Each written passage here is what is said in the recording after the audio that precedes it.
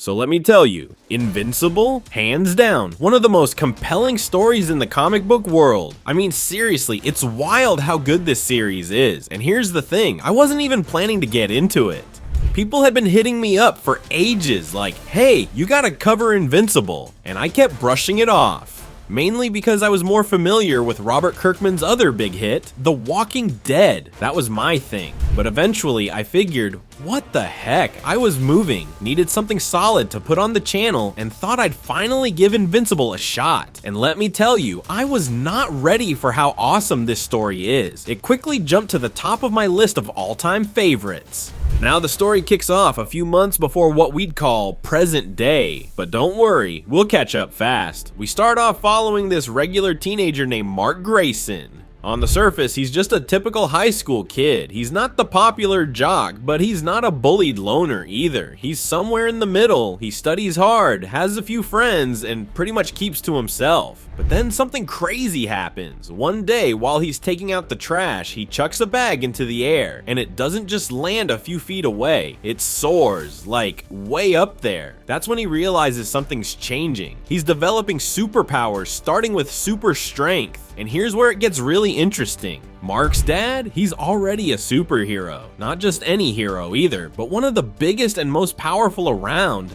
Omni-Man. Yeah, Mark's been growing up in a household where saving the world is just another Tuesday. But instead of the usual shocked reactions you'd expect, his mom's reaction to Mark potentially getting powers is super casual. No gasps, no dramatic music, just, oh, looks like it's finally kicking in. In their house, this kind of thing is just another part of life. That's what makes Invincible so different from the typical superhero story. It's not trying to be over the top with big reveals and dramatic speeches. Instead, it pokes fun at those cliches and treats them with a bit of dry humor. Kirkman's writing is clever like that. He's not jaded, but he knows the tropes, and he plays with them in ways that feel fresh and honest. It's one of the things that makes Invincible so unique. Yes, it embraces the escapist fun of comics, but it also takes little jabs at the parts we've seen 1,000 times before. So now Mark's discovering his abilities. First it's strength, then it's flight. And let's be real for a second, flight is the coolest power you could ask for. Sure, being bulletproof is great, and super strength is awesome, but flying, that's next level. Imagine skipping morning traffic, soaring over cities, or just taking off whenever you feel like it. No more plane tickets, no more road trips, you just go. That's the dream, but Mark's not the only one with powers. The world of Invincible is packed with super-powered beings, from small-time heroes to full-blown cosmic threats. When Mark tells his dad about his powers emerging, Omni-Man doesn't panic. He doesn't lock him away or lecture him. Instead, he steps up like a father who's been waiting for this day and says, "All right, let's do this." It's a big moment, but it's also incredibly grounded. Now, before Mark can go flying into danger, his dad insists on a few things. First, that costume? Gotta go. It's rough, like amateur hour rough. So what do? They take him to a tailor who specializes in superhero outfits. And that's another cool twist. In this world, costume designers for superheroes are just a regular part of society. You don't just slap on spandex and call it a day. There are professionals for that. It's a small detail, but it adds a lot to the world building. And costumes matter. Think about it. The Superman symbol, the Batman logo, Spider-Man's webbing, Captain America's shield. These aren't just outfits, they're icons. They represent something bigger. You show someone the lightning bolt and they know it's the Flash. These visuals have meaning, and Kirkman taps into that with Invincible. Mark's costume becomes part of his identity, just like it does for every great hero. The tailor scene also brings up another key moment, Mark's superhero name. Every hero needs one. It's part of the whole package.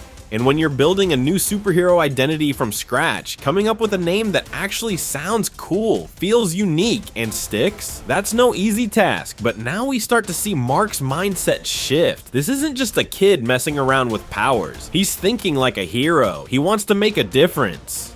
Sure, some people in stories like this get powers and go full-on villain, or at least try to get rich, but Mark, he leans into responsibility. He's following that classic superhero path, the one where power isn't just about what you can do, but what you should do. You can see the influence of Spider-Man here, especially the whole great power, great responsibility vibe. And let's be honest, if any of us got superpowers, we'd probably consider cashing in first, right? Pay off some debts, set up a nice little retirement plan. But Mark's got that true hero heart. He's more focused on helping people than getting paid. Now, in most traditional superhero stories, especially with the big names like Superman, Wonder Woman, Batman, we meet them after they've already become legends. Their origin stories are in the rearview mirror. They're out there fighting crime, battling world-ending threats already established. What makes Invincible stand out is that we're there for the beginning. We get to grow with Mark. We're on that journey with him from the very start, through all the awkward missteps and hard-earned victories.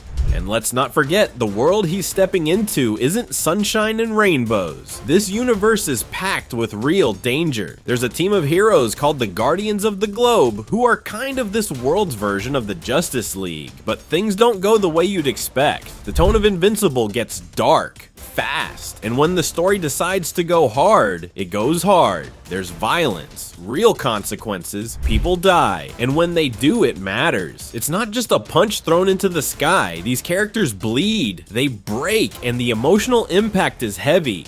But at the core of it all is Mark, a teenager trying to figure out how to balance school, relationships, and becoming something more. That's what really hooks you. Underneath the flying and fighting and all the cool superhero stuff, it's a story about growing up, about realizing the world is more complicated than you thought, about finding out that your heroes might not be who you believed they were. And speaking of that, Omni-Man. Oh boy, if you know, you know. No spoilers here, but let's just say there's way more to Mark's dad than meets the eye. He's not just the wise mentor type, he's got secrets. Big ones. The kind that shake your entire worldview. Watching that unfold, that's where Invincible really kicks into high gear. That shift in tone, when the gloves come off, is what cements this story as one of the greats. Because it tricks you, it makes you think it's one thing, a fun teen superhero romp, and then it hits you with gut punches you didn't see coming. It's smart, it's emotional, it's brutal, and it respects your intelligence the whole way through. Kirkman doesn't hold your hand. He lets the story breathe. He lets characters make bad choices and live with the fallout. And Mark, he grows. Every volume, every arc, you see him evolve. Not just as a superhero, but as a person. He struggles. He doubts himself. He gets hurt. And somehow, through all of it, he keeps going. That's what makes him invincible. Not just the powers, but the perseverance.